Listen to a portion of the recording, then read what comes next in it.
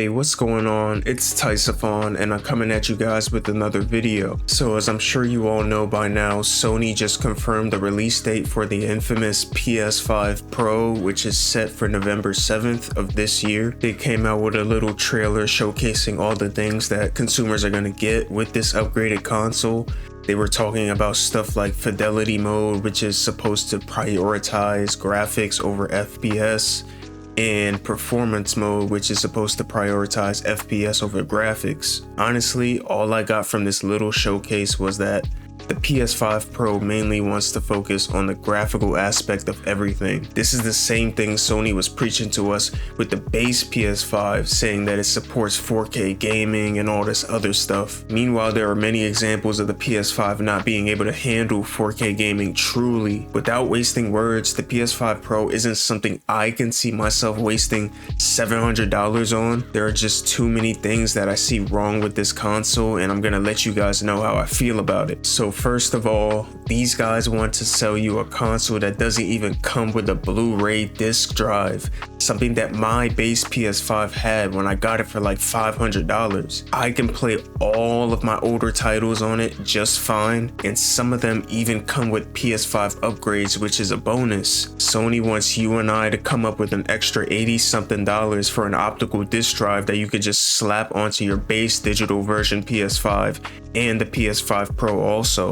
But at the same time, dropping a console for $700 that doesn't even have a disc drive with it? No, man, that sounds sketchy to me. So really, when you think about it, people who got the PS5 digital version, even you guys have to throw more cash at Sony if you want to play your old PS4 games, or just want the option to play disc or digital moving forward. I see what Sony's trying to do. They know that there's going to be a decent percentage of consumers who own the digital version of the base PS5 that might not see the point in buying a PS5 Pro, but to entice them to want to spend money on more overpriced Sony accessories, as if we don't already have enough of those. Sony said, here, spend $80 on this optical drive. That should have been something that we should have had on the PlayStation console to begin with. I mean, it's all over Twitter and the internet. The PS5 disc drive is selling out online after PS5 Pro reveal.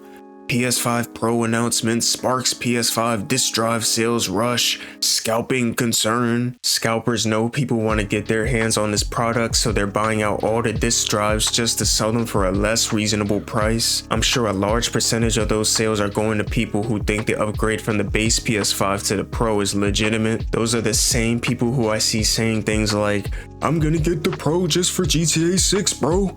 I don't know why everyone's complaining, bro. It's such a good deal, bro. Anyone complaining about the PS5 price tag must be broke, bro. Get your money up, bro. Just bend over for Sony, bro, and ask questions later, bro. Oh, did I forget to mention that you don't even get a vertical stand with it?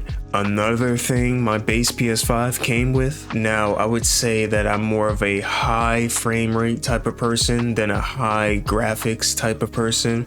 This seems to be the most of us anyway, seeing that Sony collected data on it and said that players are choosing performance mode about 3/4 of the time. Their objective is to narrow that down a bit so players can get a balance between good graphics and highly responsive gameplay. And I'm not mad at this at all. I would love to be able to play Black Myth Wukong without worrying about almost dying because the frame rate dropped so low it stuttered mid-boss fight, and the game having to lower its resolution, making everything fuzzy just so the game can run properly and smoothly. Yes, I want to be able to play my games at least 60 frames per second and 1080p graphics consistently, sure, but I don't want to have to spend $700 on this Pro that doesn't even run better than my $2,000 plus PC build. I'm cool, bro, I'm cool. Then on top of that, Sony wants to play these games where it's like they want to give you something but take something away and expect you to go out and spend money on something that should have came with the console in the first place. Like, I already feel screwed over buying a PS5 that I barely use as of recently because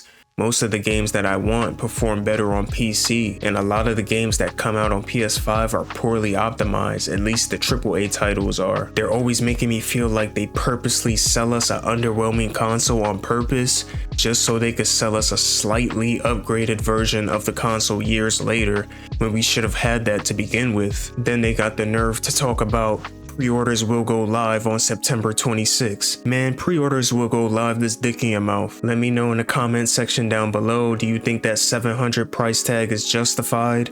Are you planning on getting the PS5 Pro or are you not planning on getting the PS5 Pro? If you liked the video, hit the like button. If you want to keep up with more of my videos, hit the subscribe button. This has been Taisophon, and I'm out, people. Later.